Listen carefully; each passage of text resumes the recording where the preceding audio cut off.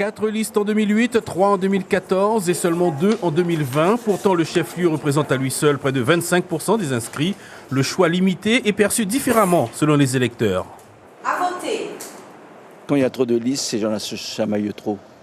Oui, alors donc 2, ça me suffit. C'est vrai qu'on aurait préféré avoir un peu plus de choix, mais non, bon, voilà, on fait avec. Être maire demande quand même certaines qualifications. C'est à croire qu'elles n'étaient pas tout à fait réunies, qu'il n'y en avait que 2. Ça me suffit, mon candidat est là.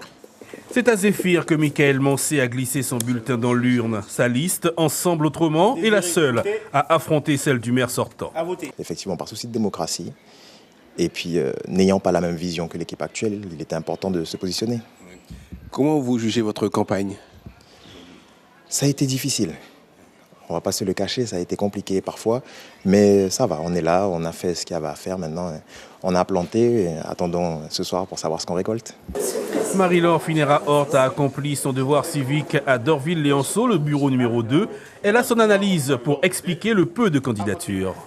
C'est vrai, je suis un peu déçue quand même, parce que le combat n'était pas aussi passionné qu'en 2014. Effectivement, 2 listes, tout simplement parce que je pense que les partis politiques ont vu le travail qui a été effectué par l'équipe sortante et n'a pas jugé bon, en tout cas, de présenter des listes contre la mienne. Une des 2 listes obtiendra forcément plus de 50% des suffrages exprimés, mais pour gagner, cette liste devra obtenir un nombre de suffrages égal au quart des inscrits.